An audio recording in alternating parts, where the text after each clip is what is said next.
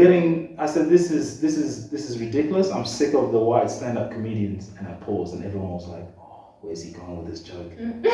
All white people, they're like, right? Remaining 4 minutes, it wasn't funny. It was bad. Sorry, man. At what point, because I noticed that you actually decided to now leave Australia, so you quit the second round. I quit the...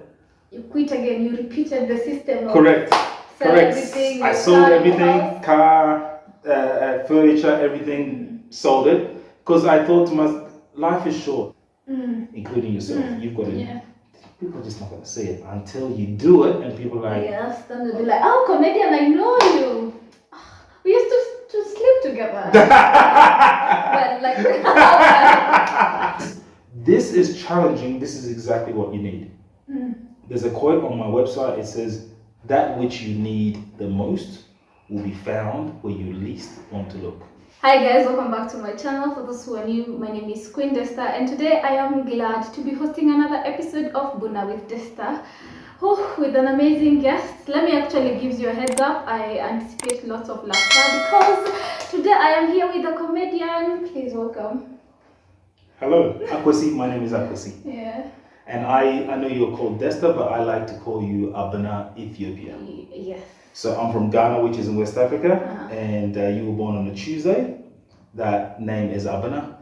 That means that you were born on a Tuesday, and I met you in Ethiopia, so I call you Abena, Ethiopia. Shout out to all Ghanaians. Yes. Before I even talk about Ghana first, let me also tell you a story you don't know. Please do. I say I'm Desta, but my actual name is Damaris Jenga. Damaris means loyal, calm and happy. So in Ethiopia they forget Damaris, so we translated it to Desta. So I guess. So your name isn't Desta. She lied to me. I didn't lie. It is like if I go to Ghana, what do you expect? I'll tell people what my name is. Your proper name. Okay. Anyway, yeah. I don't even remember the longer version. All I remember is Desta. That's good. Fair enough. Desta or Abena, Ethiopia. I accept. Wow, welcome. Thank you for having me. Tell me, you are Ghanaian. That's correct. But the first time I met you, that was not how I identified you to be. How did you identify me? Australia? That's right, because I had an Australian passport. Yeah. That's right. So I am Ghanaian and I live in Australia. So I've been in Australia for a very long time. Since birth? No, I was born in the UK. Oh wow, okay. Right. I was only there for a year of my life, so I don't consider myself British. My friends that are British are like, you're British, you're one of us. I'm like, no. No, by birth, yeah. By birth, but so I was born in the UK, we moved to Ghana, moved to Australia, moved back to Ghana, and then we moved to Australia again in '96. Oh, okay. So if you were to give it like years, how long have you lived in Ghana? In Ghana, altogether, maybe about 6 years. Oh wow. Oh no, I lie, about 8. About 8. Okay, still that's not. And the rest, really Australia. Okay. Apart from 2 where I lived in Canada. Oh wow, so you try to live everywhere? Canada as an adult, as a young adult, I lived in Canada. So I went on a working holiday visa, lived in Toronto for 2 years, or as they call it, Toronto. Oh, okay. And it was the best 2 years. Tell us the story of Ghanaian living abroad. It's very interesting. So I got to Ghana, we arrived in Australia in '96. Like I said, we lived in the West, which is called Perth. And when we got there weren't many Africans there. Yeah. And it was very interesting going to school. Not many black people in the school, majority white. A lot of my friends are white in Australia anyway. Oh, wow. It's a mixture. Now it's 50-50. In the beginning, it was mostly white because that's all I had, which is fine. It was great. And I have some fantastic friends, both black and white, in Australia. So right now, it's very diverse. Oh, okay. There's a lot of diversity. There's people from South America, Africa, Asia, everywhere. So yeah.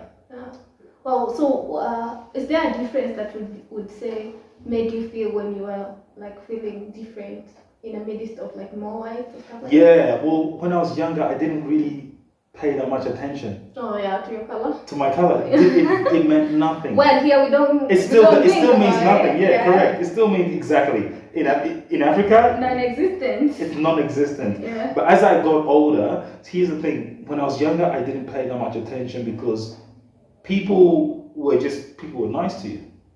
As you get older, you start to look different. Mm. And I realized that people started treating me differently. For example, I would be going to school. I'm a bit older. I didn't have a beard. I didn't have a grey beard. And by the way, a lot of people think that I dye my beard. They look bad. It's not. It's natural. That's natural. Oh wow. So everywhere I go, I've been to 13 cities now, and just in the span of 3 months, and everyone's like, "Oh, nice beard, you dye." I go, "No, I don't dye." Oh, wow. So when I went to school, I no facial hair. I remember that one day as I got older, I was on the bus. I was about 15. I was on the bus, and people just wouldn't sit next to me. Oh. This is crazy. It's crazy because I didn't. By that time, did you know why they are not? No, it took me a while to figure it out, and I had some conversations with some black friends, and they kind of opened my eyes because I didn't see anything. Right. I didn't see anything different, Yeah. and it took me a while. And I would have to, because I used to play football, I was in soccer, and I would go to training. Sometimes I have to catch a bus, and I would be wearing, I guess, clothes that might not be flattering. But also, if I'm going to work, later on when I was going to work, people still didn't sit next to me. So it wasn't the clothes that I was wearing, and it took a while. But oh my goodness, that's high level of discrimination. it was back then, but it's changed as well. Okay, well, that's nice. Which is it changed. It changed. Yeah. It's changed, which is very nice. But I witnessed that as a young man, and it really bothered me. I was trying to figure out what was going on, and I was really upset. But I didn't have anyone to really talk to about it. I had to. What about your parents? Didn't they in a way prepare you for that, or it was also a surprise for them? Not necessarily. They didn't prepare us for that. My parents were always working. Oh, okay. Getting us to Australia, they were always working, and we didn't have that kind of relationship.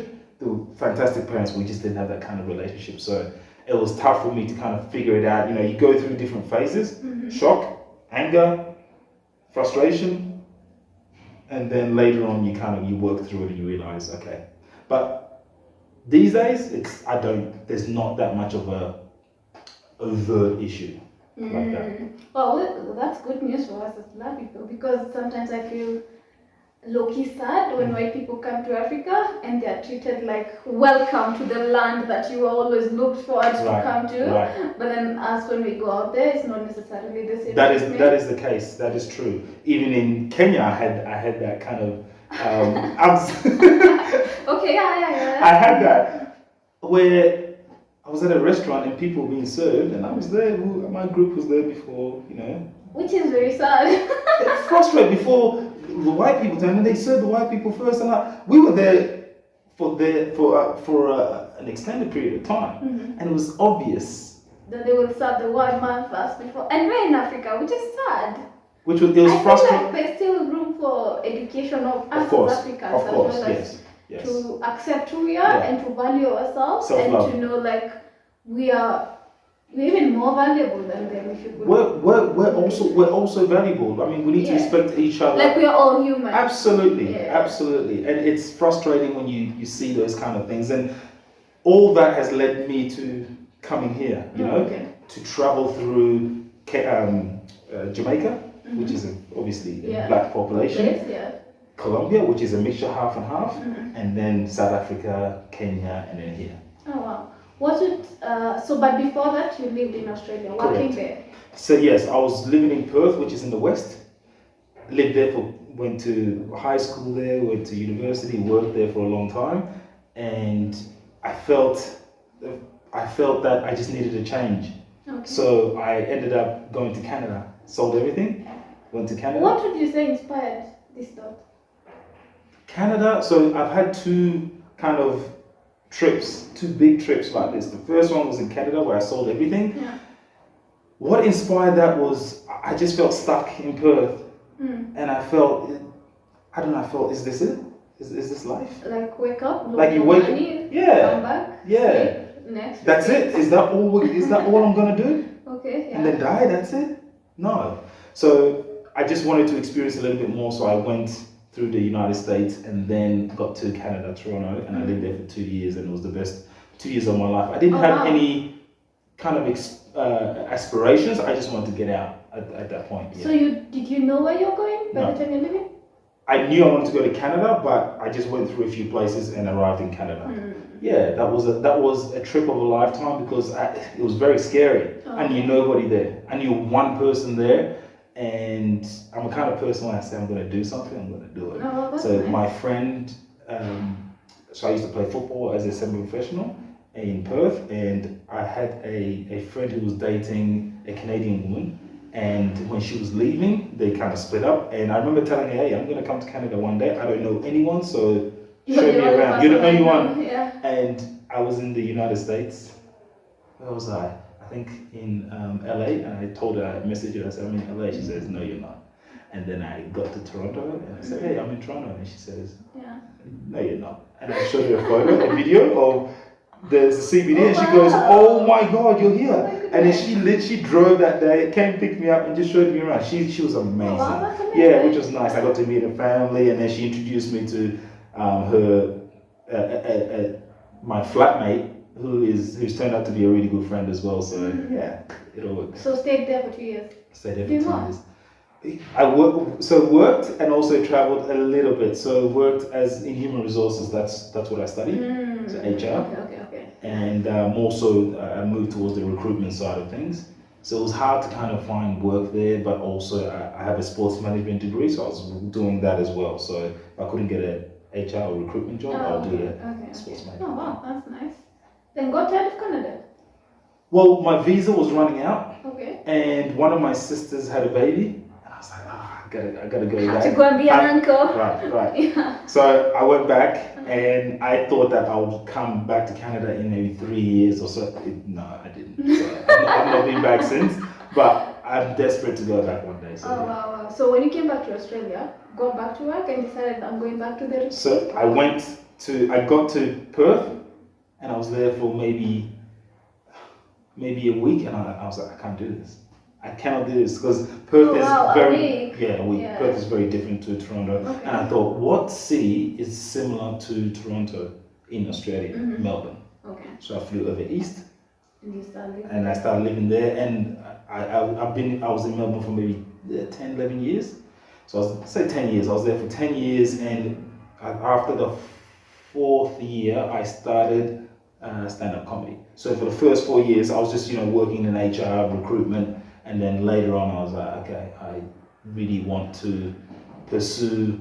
Actually, I didn't try to pursue comedy. I was just trying to improve my public speaking. So I said to myself, what's the weakest part of me, which was public speaking. Through primary school, high school, university, throughout my working career, I just couldn't speak in front of people. But then where do the jokes come from after public speaking? Like for example, I'm not a comedian. Yes. But then I want to improve my public speaking. Where will I get the jokes from? So in Australia, we had this thing called Toastmasters. It's for adults who want to improve their public speaking. I just went there just to improve my public speaking. I tried it once, didn't like it. Oh, okay. The environment just didn't feel natural. So I then thought to myself, okay, how am I? Because I've always liked comedy, stand-up comedy. I'm always watching it, always watching comedy. And I'm a person who doesn't take life too serious. I try not to anyway. Yeah. And so I said to myself, how else am I going to get the public speaking experience? And the only thing was comedy. And I thought, I don't really want to do the comedy thing because that's really hard. Like, not only are you doing public speaking, but you're also trying to make people laugh. Oh my God, why? No, that's too hard. Yeah. I don't want to do that.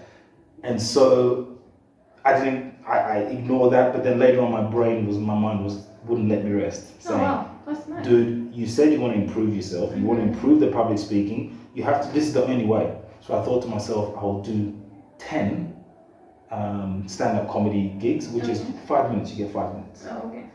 Write up jokes, you get 5 minutes. So the very first time. Write the jokes within 5 minutes? No, you write the jokes and then you take it on stage and try and memorize it and tell the joke. So I thought I'll do 10 times and I go, oh, I've done it. Public speaking, done. I've always been great in speaking to groups of people, but you put me on stage with a microphone, panic. Oh, okay. For whatever reason. So the very first time I was sitting there panicking and I saw the first person go on stage, second one go on stage, and my heart was racing, because it's happening. Yeah. And then I think fourth and then fifth person was my turn, and then I went on. I told a joke, and the very first minute I was improvised because I saw one of the comedians. All the comedians, the first four comedians, they were writing jokes on their hands, and they were all white. I'm the only black person.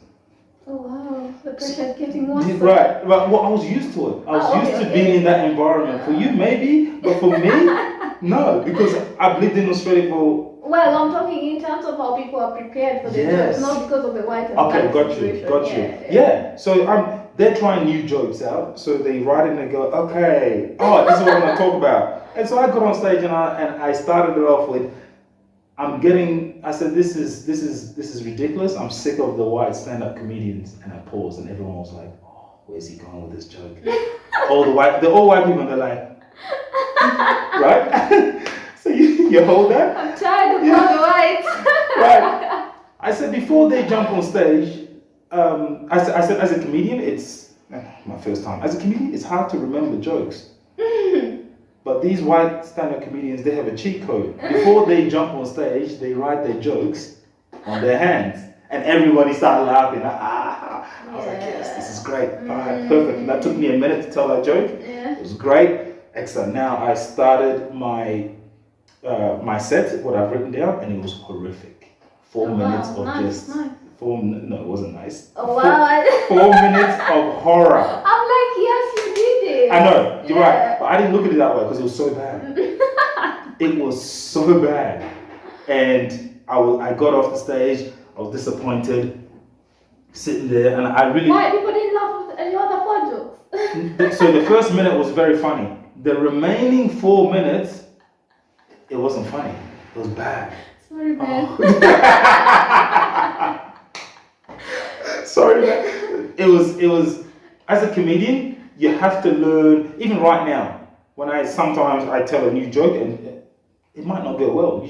But I'm not as disappointed. I'm not as sad because you have to go through failures. And comedy has taught me so much about life in general. Life is not just you start and you succeed. It doesn't work that way. It doesn't. And comedy is even worse. It's brutal. So if you can do that, you can do anything. And so not only am I trying to improve my public speaking, I'm doing this really hard thing. So I sat down. I was very disappointed. The next comedian came on, and I was just listening. I had my head down, and one guy, the only other black guy. I like how you're laughing at my pain. Like, yeah, that's what I'm saying. I shouldn't be laughing. No, you should be. It is now that. No, it is funny. Now it's funny. It wasn't funny, very but oh my God, painful. it was extremely painful. So I sat down, and there was one other comedian who he was Ethiopian. Oh wow, okay. He is Ethiopian. And he came. I'd met him before. I'd seen him before. He came and sat next to me. He goes, and he was eating because he had just finished work. He's a physiotherapist. He's finished work and he was eating. He came and sat next to me. He goes, hey bro, that was not bad. That was good. Keep it up. And I was like, he goes, don't worry about it. Listen, everybody, even the experienced ones, have nights like that, and we have a lot of us. So don't worry. And that was very helpful. I didn't think about it. I didn't think it was then, but it was later on. When I think about it, that really helped. So I went back home. I said, I'm not doing it again. 4 months later, my brain. Oh wow. 4 months. 4 months. I was disappointed. You don't understand. I was so sad. Yeah. I was can so only sad. imagine. I was like, I'm never trying that again. I said. I think I've now been disappointed by YouTube if I've not stopped for 4 months. Oh my gosh. 4 months. Like every time I was like, you can do it. I go, no, I'm not doing this. Do you remember how painful that was? And you're gonna go again? Okay. So I said, no, I'm not going again. Yeah. And then my mind. You don't quit. Yeah. My mind won't let me sleep. So later on I was like, okay, let me go. If it's bad, doesn't matter. Just 4 months later, I wrote a different joke. It was better, still not great. So 5 minutes of still horror. Okay. And then the next one was a little bit But it better. felt better. Or worse? No, not worse. Better. But not by much. No. So really, Nothing. so not by much. And then the third one was, bad. The fourth one was good, and then bad. It went like that. So after 10, I said to myself, when I got to 9, I thought, okay, you're gonna do 10 and then finish. And I did 10 and I was like, actually, I've improved a little bit. Like just the stage presence, learning how to fail and being comfortable with it. It's huge. That is huge. And I said to myself, you're enjoying this. So the thing about it is, every time I get on stage, including now, so for the first 10, my heart will be racing. I'll have to go to the toilet. I feel sick. I still get that. Oh, wow, okay. Even now. It's not as bad, but I still, my tummy feels, whatever, it feels a bit strange.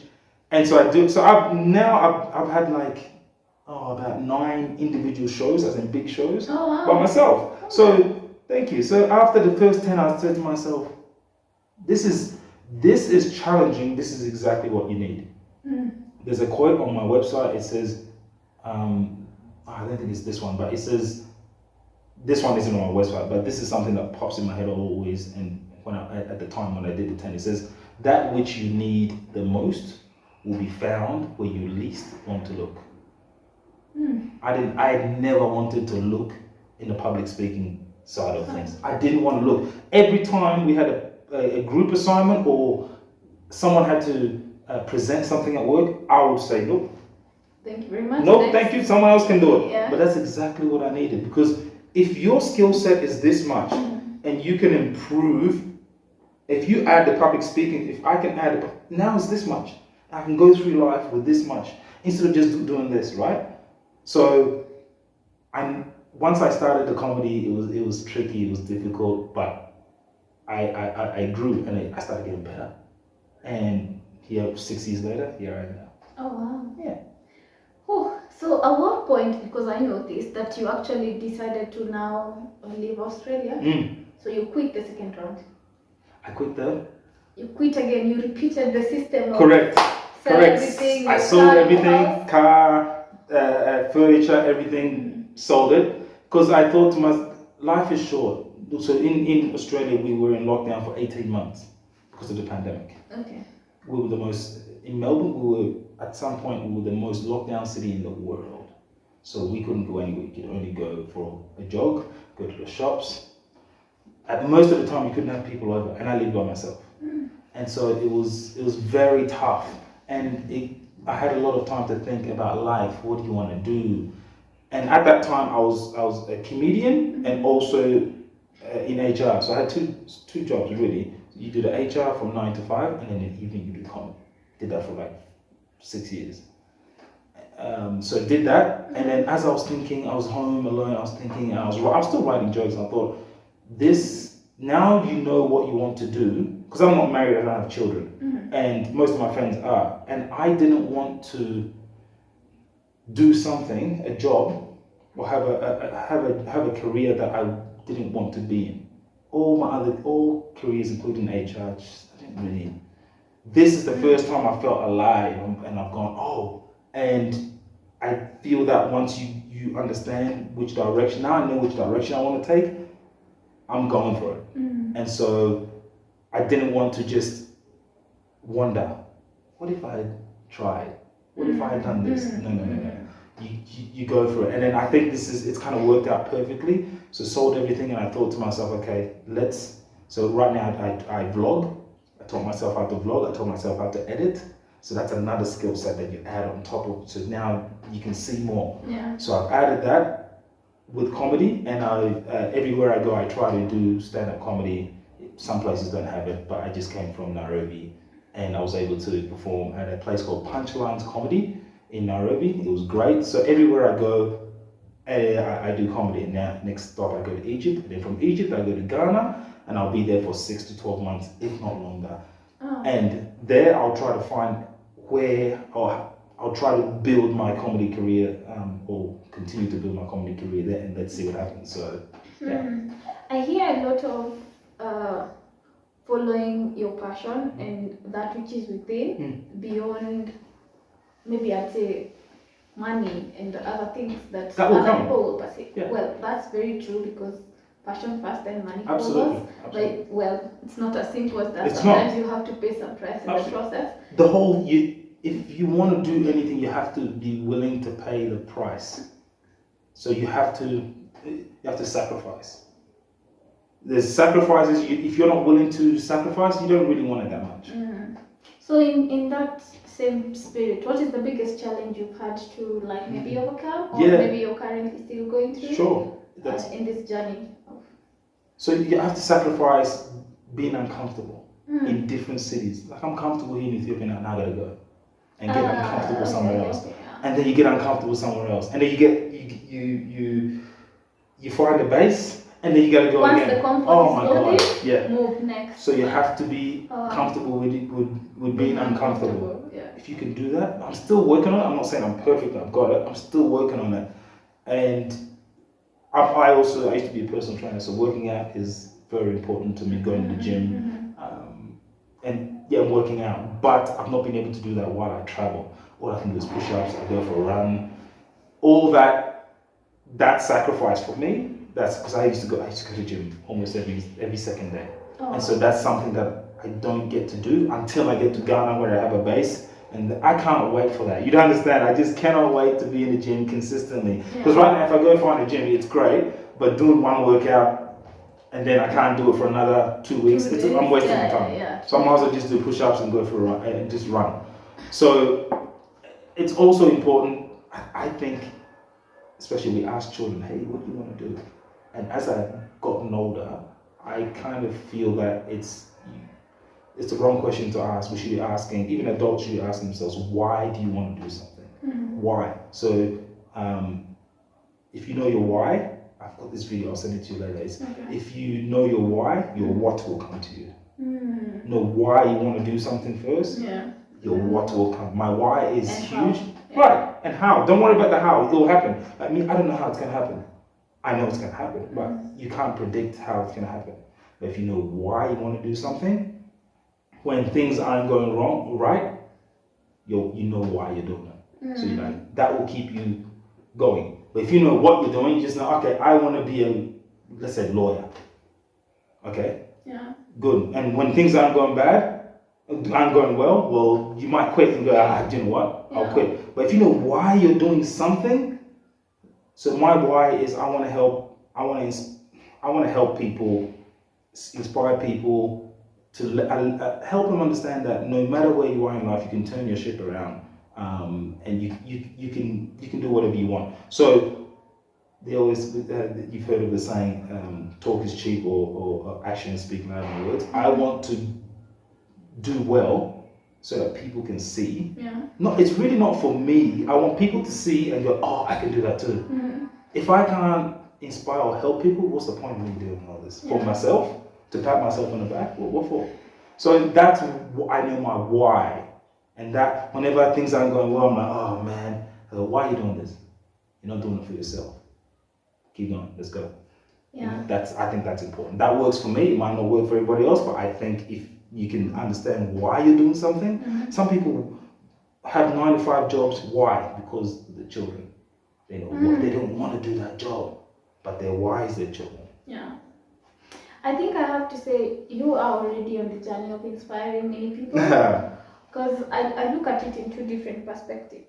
There are people who are, especially people that are African diasporans, they're looking to come back to Africa, but they don't know from what point to start it from. But you have taken up, you've been courageous enough to be like, you know what, I'm going down to see what's going to happen. Yep. There's no blueprint. Yes. So there's that person. Then the other person that I'm seeing is this person born in Africa here, raised here, but their eyes are out there all the time, not knowing we still have a lot that we can work on over here. And so them seeing you coming back and being like, let's make this place a better place also is very inspirational. So that's amazing. That's a very good point, because I hear people say, I want to go here, I want to go there. I go, you have no idea what you have here. You have a lot here. It's good to also experience. I know I'm speaking from a point of privilege. I know that. Yeah. I don't go, oh well, everybody should do this, or I should have. No, I'm lucky. I know I'm very lucky that my dad was able to move to a country, give us opportunity, and now I understand why my parents, they might not like the decision, but I know within that this is what I have to do. Otherwise, I will be staying somewhere, but I'll be dead inside. They don't like the decision. Well, think about it. Okay. Like your parents work really hard, and in their mindset, they've gotten you out of a particular place. Then here you are, taking yourself back. Makes sense. Somehow makes sense. I told you understand. Yeah. It's but Especially, but for me, I feel like life is such a perspective. yes. So just that their perspective is like Yes, facing that yes, side, that's yes. why it's like Yes, and you have to, and we have our parents from where they came from is a different world back then. So they still see the world in that avenue, but we like they see the world as you have to go to school, you have to do this, which education is very important. But you have to do this and get a 9 to 5 job. But the world doesn't work that way anymore. There's so much more. There's cameras, there's this, there's that. They didn't have that back then. Yeah. Mobile phones, different types of computers. different sides. Right. Make money on Right, Yeah. different opportunities. So, yeah, I understand why they think that. But sometimes I do get frustrated. Oh, man, I wish they could just see what I see. But another thing that I've also realized is when you've got I don't like to say dream because it's actually happening, I'm doing it. But when you've got something that you're working towards, don't expect everybody to see what you see, including yourself. You've got to. Yeah. People are just not going to say it until you do it, and people are like, Yes, then they'll be like, oh, comedian, I know you. We used to sleep together. Well, like, I mean, we were schoolmates. School together. I know what you mean, yeah. But yeah, exactly. But people are not going to see what you see, and don't expect them to. That's not fair on them. Yeah. Wow. Amazing. So what advice can you tell someone that is looking to come back to Africa? Yeah. Of course, but people have been very kind, like overly kind as well. And I try not to take people's help too much because because sometimes people look at me like, oh, they know you're not from here. Oh, South Africa was very interesting. So I went to Cape Town first. It was my first African country coming back to Africa after all these years. Cape Town. Why didn't you go to Ghana immediately? Or you were like, my plan says South Africa, then go like this? That's a good question. I got there at night and you could see the craziness. With all the time calling myself happiness, or always being called happiness, it puts me in this place that I have to keep evaluating my state of happiness. Is it pressure? Not like pressure, but like accountability.